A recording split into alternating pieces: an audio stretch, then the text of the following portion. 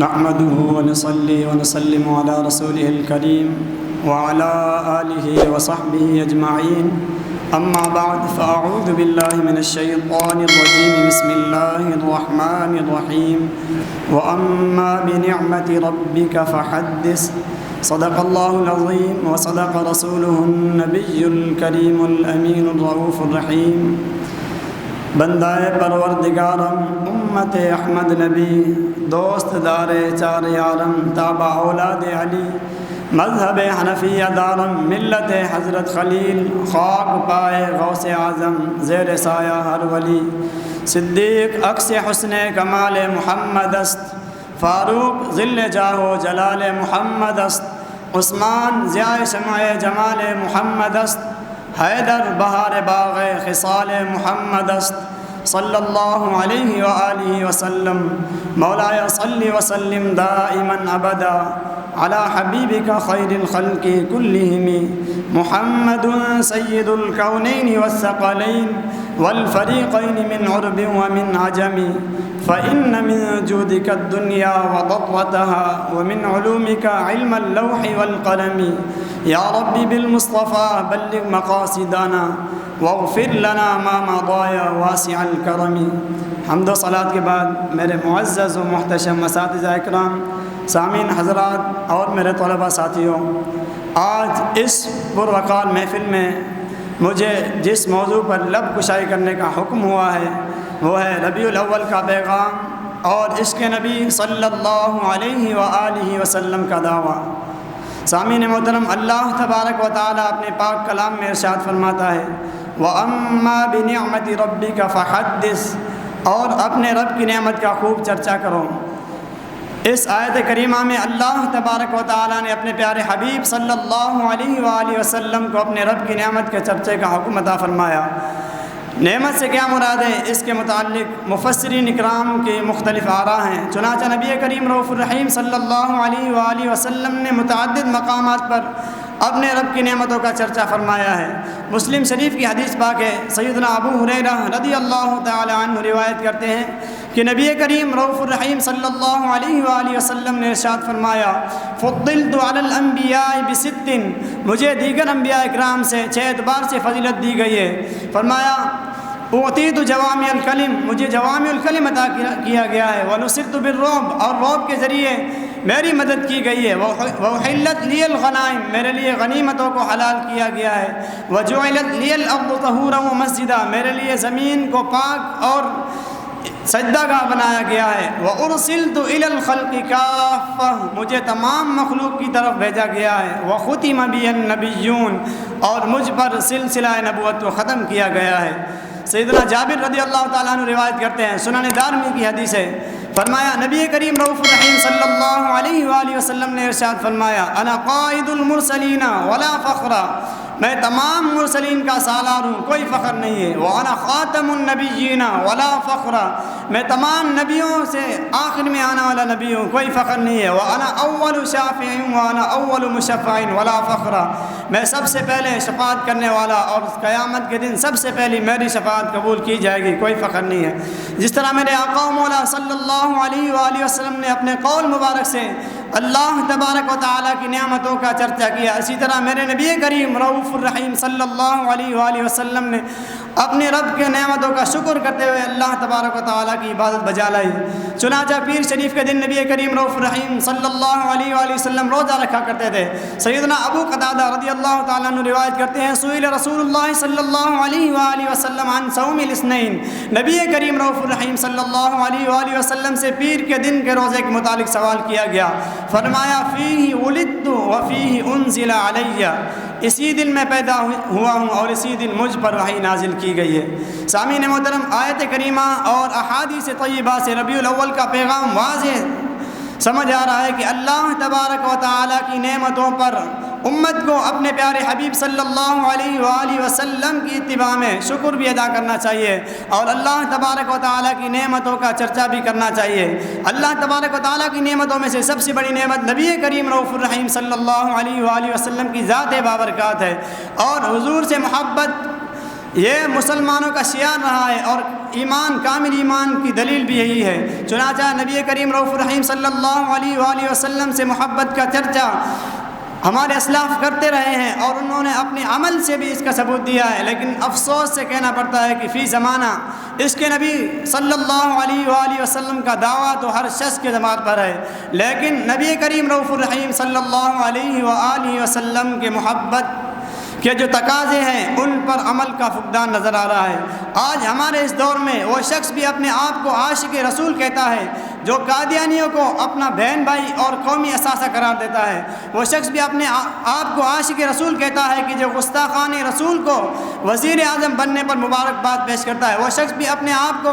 عاشق رسول کہتا ہے کہ جو گستاخان رسول کو سرکاری پروٹوکول میں ملک سے باہر بھیجتے ہیں اور علماء اور صلحاء کو دہشت گرد قرار دے کے پابند سلاسل کرتے ہیں، وہ شخص بھی اپنے آپ کو عاشق رسول کہتا ہے اور اسلام کا مبلغ کہتا ہے اور علم و حکمت کی باتیں بتانے والا کہتا ہے کہ جو کہتا ہے قادیانی کو کافر قرار دینا یہ ظلم و جبر ہے معاذ اللہ۔ وہ شخص بھی اپنے آپ کو امام مسلم و بخاری کا جانشین کہتا ہے جو کہتا ہے ہم قادیانی کو صرف اس لیے کافر سمجھتے ہیں کہ وہ ہمیں کافر کہتے ہیں، اگر آج وہ ہمیں کافر کہنا چھوڑ دے تو ہم بھی انہیں کافر کہنا چھوڑ دیں گے معاذ اللہ۔ کیا یہی عشق رسول ہے؟ آئیے قرآن و حدیث سے عشق رسول صلی اللہ علیہ وآلہ وسلم کے چند تقاضے سماعت فرماتے ہیں۔ میرے مالک و مولا اپنے پاک کلام میں ارشاد فرماتا ہے قل إن كان آباؤكم وأبناؤكم وإخوانكم وأزواجكم وعشيرتكم وأموال اقترفتموها وتجارة تخشون كسادها ومساكن ترضونها أحب إليكم من الله ورسوله وجهاد في سبيله فتربصوا حتى يأتي الله بأمره والله لا يهدي القوم الفاسقين۔ اے حبیب آپ فرما دیجئے اگر تمہارے باپ، تمہارے بیٹے اور تمہارے بھائی، تمہاری بیویاں، تمہارے خاندان، تمہاری کمائی کے مال، تمہاری وہ تجارت کی جس کے نقصان کا تمہیں اندیشہ ہے، تمہارے پسندیدہ مکانات تمہیں اللہ اور اس کے رسول اور اللہ کی راہ میں جہاد سے زیادہ محبوب ہے، تو انتظار کرو یہاں کہ اللہ تبارک و تعالیٰ اپنا حکم نازل فرمائے، اور اللہ تبارک و تعالیٰ فاسقوں کو ہدایت نہیں عطا فرماتا۔ مشکوٰۃ شریف کی حدیث پاک ہے نبی کریم رؤوف الرحیم صلی اللہ علیہ وآلہ وسلم نے ارشاد فرمایا لا یؤمن احدکم حتی اکون احب الیہ من والدہ وولدہ والناس اجمعین، تم میں سے کوئی شخص اس وقت تک مومن نہیں ہو سکتا جب تک میں اس کے باپ، اس کے بیٹوں اور تمام لوگوں سے زیادہ محبوب نہ ہو جاؤں۔ اس کے رسول صلی اللہ علیہ وآلہ وسلم کے تقاضوں میں سے ایک تقاضا یہ ہے کہ نبی کریم رؤوف الرحیم صلی اللہ علیہ وآلہ وسلم کے افعال و اقوال کی کامل اتباع کی جائے۔ چنانچہ سیدنا عثمان غنی رضی اللہ تعالیٰ عنہ ایک مرتبہ وضو فرمانے کے بعد مسکرانے لگے اور لوگوں سے پوچھا ہے لوگوں تمہیں پتہ ہے میں کیوں مسکرایا ہوں؟ پھر خود ہی جواب دیا کہ میں اس لیے مسکرایا ہوں کہ میرے آقا و مولا صلی اللہ علیہ وآلہ وسلم نے ایک مرتبہ یہاں پہ وضو فرمایا اور وضو فرمانے کے بعد مسکرانے لگے، اسی لیے میں مسکرایا ہوں۔ سیدنا فاروق اعظم حجر اسود کو بوسہ دے کے فرماتے ہیں حجر اسود تو جنتی پتھر ہے اس لیے میں نے تجھے بوسہ نہیں دیا، تیری بڑی شان ہے، تیری عظمت ہے اس لیے میں نے تجھے بوسہ نہیں دیا، میں نے صرف اور صرف تجھے اس لیے بوسہ دیا ہے کہ میں نے اپنے آقا و مولا صلی اللہ علیہ وآلہ وسلم کو دیکھا ہے تجھے بوسہ دیتے ہوئے۔ سامعین محترم، نبی کریم رؤوف الرحیم صلی اللہ علیہ وسلم نماز ادا فرما رہے ہیں، صحابہ کرام حضور کی ابتداء میں نماز پڑھ رہے ہیں، حضور نے اپنے نالین پاک اتار دیے تو صحابہ کرام نے بھی اپنے جوتے اتار دیے۔ نماز کے بعد میرے آقا مولا صلی اللہ علیہ وآلہ وسلم فرمانے لگے ما حملکم علی القائکم نعالکم، اے میرے صحابہ تمہیں کس چیز نے ابھارا کہ اپنے جوتے اتارو؟ عرض کرتے ہیں رأیناک القیت نعالیک، یا رسول اللہ ہم نے آپ کو دیکھا کہ آپ نے اپنے نالین پاک اتار دیے تو ہم نے بھی اپنے نالین پاک اتار دیے۔ اس کے رسول صلی اللہ علیہ وآلہ وسلم کے تقاضوں میں سے ایک تقاضا یہ ہے کہ نبی کریم رؤوف الرحیم صلی اللہ علیہ وآلہ وسلم کی تعظیم و توقیر کی جائے۔ اللہ تبارک و تعالیٰ اپنے پاک کلام میں ارشاد فرماتا ہے انا ارسلناک شاہدا ومبشرا ونذیرا، ہم نے آپ کو بھیجا حاضر و ناظر بنا کر خوشخبری سنانے والا اور ڈر سنانے والا، لتؤمنوا باللہ ورسولہ وتعزروہ وتوقروہ وتسبحوہ بکرۃ واصیلا، تاکہ لوگوں تم ایمان لاؤ اللہ پر، اس کے رسول پر اور نبی کی تعظیم و توقیر کرو اور صبح و شام اللہ تبارک و تعالیٰ کی پاکی بیان کرو۔ ایمان کے بعد اللہ تبارک و تعالیٰ نے تعظیم رسول کو بیان فرمایا، پتہ چلا کہ بغیر تعظیم رسول کی عبادت کسی کام کی نہیں ہے۔ سیدنا خالد بن ولید رضی اللہ تعالیٰ عنہ جنگ یرموک کے موقع پر جب آپ کی ٹوپی گر گئی تو آپ نے فرمایا اطلبوہا، ٹوپی تلاش کرو، فلم یجدوہا، ٹوپی نہیں ملی، آپ نے فرمایا اطلبوہا، ٹوپی تلاش کرو، فوجدوہا فاذا ہی قلنسوۃ خلقتن، جب ٹوپی تلاش کی گئی تھی وہ پوشیدہ ٹوپی، لوگ عرض کرنے لگے حضرت دشمن سر پہ ہے اور آپ نے عین موقع پر ٹوپی کے لیے جنگ روک دی۔ آپ نے فرمایا بات ٹوپی کی نہیں ہے، میرے آقا مولا صلی اللہ علیہ وآلہ وسلم نے عمرہ فرمایا، عمرے کے بعد آپ نے اپنا سر مبارک جب منڈوایا تو آپ نے اپنے بال مبارک جو اترائے تو صحابہ کرام دوڑے بالوں کو لینے کے لیے۔ اس وقت آپ کی پیشانی مبارک کے بال میری قسمت میں آئے، ان کو میں نے اپنے اس ٹوپی میں رکھا ہوا ہے، اسی کی وجہ سے میں نے جنگ روک دی ہے۔ سیدنا ام حبیبہ رضی اللہ تعالیٰ عنہ، سیدنا ام حبیبہ ام المؤمنین اپنے باپ ابو سفیان کو حضور کے بستر پر بیٹھنے نہیں دیتے۔ ابو سفیان کہتے ہیں میری بیٹی تم نے بستر کیوں اٹھائی؟ فرماتی ہے کہ بل ہوا فراش رسول اللہ صلی اللہ علیہ وآلہ وسلم، اے ابا یہ نبی کریم رؤوف الرحیم صلی اللہ علیہ وآلہ وسلم کا بستر ہے، وانت امرؤ نجس، اور تم ابھی تک کفر کی نجاستوں میں ہو، اور میں یہ بے ادبی سمجھتی ہوں کہ حضور کے بستر پر تمہیں بٹھاؤں، اگر ایمان کی دولت نصیب ہوتی تو تم خود بھی اس کا تقاضا نہ کرتے۔ مولا علی کرم اللہ وجہ الکریم حضور کو نیند سے اٹھانا بے ادبی سمجھتے ہیں اور اپنی نماز کو قربان کر دیتے ہیں۔ سیدنا صدیق اکبر غار میں جان دے دیتے ہیں لیکن حضور کو اٹھانا بے ادبی سمجھتے ہیں۔ میرے آقا اعلیٰ حضرت فرماتے ہیں ہوتے کہاں خلیل و بنا کعبہ و منا، لولاک والے صاحبی سب تیرے در کی ہے۔ مولا علی نے واری تیری نیند پر نماز، وہ بھی اثر جو سب سے اعلیٰ قدر کی ہے، بلکہ صدیق غار میں جان ان پہ دے چکے، وہ تو کر چکے تھے جو کرنی بشر کی ہے۔ ثابت ہوا کہ جملہ فرائض فرو ہے، اصل الاصول بندگی استاجور کی ہے۔ امام ربانی مجدد الفسانی رحمۃ اللہ تعالی علیہ فرماتے ہیں کہ کمال محبت کے تقاضوں میں سے ایک تقاضا یہ ہے کہ نبی کریم رؤوف الرحیم صلی اللہ علیہ وآلہ وسلم کے دشمنوں کے ساتھ کامل عداوت رکھی جائے۔ محبت کے اندر دوغلے پن کی گنجائش نہیں ہے، کیونکہ یہ دو متضاد محبتیں ہیں اور دو متضاد محبتیں اکٹھے جمع نہیں ہو سکتی، کیونکہ اجتماع ضدین محال ہے۔ اور اللہ تبارک و تعالیٰ اپنے پاک کلام میں فرماتا ہے لا تجد قوما یؤمنون باللہ والیوم الآخر یوادون من حاد اللہ ورسولہ ولو كانوا آباءهم او ابناءهم او اخوانهم او عشیرتهم اولئک کتب فی قلوبهم الایمان وایدهم بروح منہ الی آخر الآیہ۔ فرمایا تم اس قوم کو نہیں پاؤ گے کہ جو اللہ اور قیامت کے دن پر ایمان رکھتا ہے کہ وہ ان سے محبت کریں جو اللہ اور اس کے رسول کی مخالفت کرتے ہیں، اگرچہ ان کے باپ، ان کے بیٹے، ان کے کنبے والے ہی نہ ہوں۔ سیدنا ابو عبیدہ بن جراح رضی اللہ تعالیٰ عنہ جنگ احد کے دن اپنے باپ کا قلم کر کے بتایا کہ حضور کے مقابلے میں باپ کی کوئی حیثیت نہیں ہے۔ سیدنا صدیق اکبر بدر کے دن حضور سے اجازت طلب کرتے ہیں یا رسول اللہ مجھے اجازت دیجیے، میں اپنے بیٹے کے مقابلے میں جانا چاہتا ہوں کہ اس کی جرت آپ کے مقابلے میں آ رہا ہے۔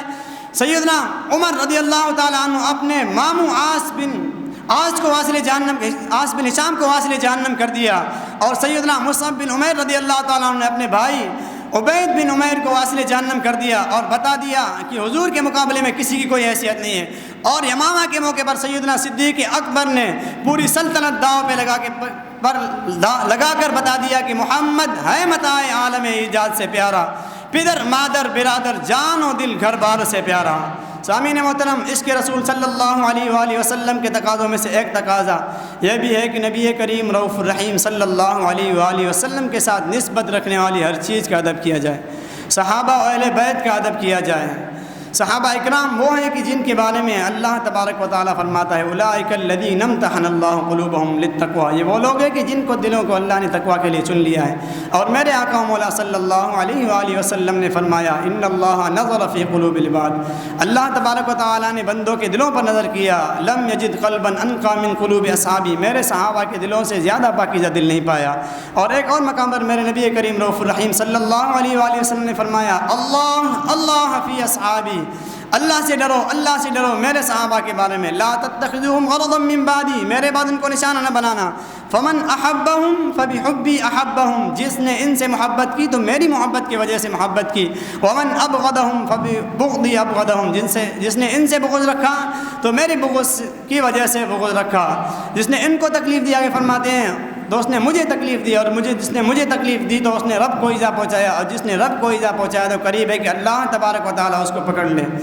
اور اس کے رسول صلی اللہ علیہ وآلہ وسلم کے تقاضوں میں سے حضور کے اہل بیت کا ادب بھی ہے۔ اللہ تبارک و تعالیٰ فرماتا ہے قل لا اسألکم علیہ اجرا الا المودۃ فی القربى، اے حبیب آپ فرما دیجئے کہ میں اس تبلیغ کے بدلے میں تم پر کوئی اجرت نہیں طلب کرتا سوائے اپنے اہل قرابت کی محبت۔ اور مولا علی کرم اللہ وجہہ الکریم فرماتے ہیں کہ ان النبی صلی اللہ علیہ وآلہ وسلم اخذ بید حسن و حسین فقال من احبني واحب هذين واباهما وامهما كان معي في درجتي يوم القيامه۔ نبی کریم رؤوف الرحیم صلی اللہ علیہ وآلہ وسلم نے حضرات حسنین کریمین کا ہاتھ پکڑا اور فرمایا جس نے مجھ سے محبت کی، ان دونوں سے محبت کی، ان کے ابا جان ان کے امی جان سے محبت کی، تو قیامت کے دن وہ میرے ساتھ میرے درجے میں ہوگا۔ ایک اور مقام پر فرمایا کہ جس نے ان سے جنگ کیا تو میرے اس کے ساتھ اعلان جنگ ہے۔ تو دعائیں اللہ تبارک و تعالی ہمیں اپنے پیارے حبیب صلی اللہ علیہ وآلہ وسلم کی کامل اتباع اور حضور کا عشق نصیب فرمائے، اور اس کے رسول صلی اللہ علیہ وآلہ وسلم کے تقاضوں میں اپنی زندگی کو ڈھال کر اس پر عمل کرنے کی توفیق نصیب فرمائے۔ انہیں جانا انہیں مانا، نہ رکھا غیر سے کام، للہ الحمد میں دنیا سے مسلمان گیا، وما علینا الا البلاغ المبین۔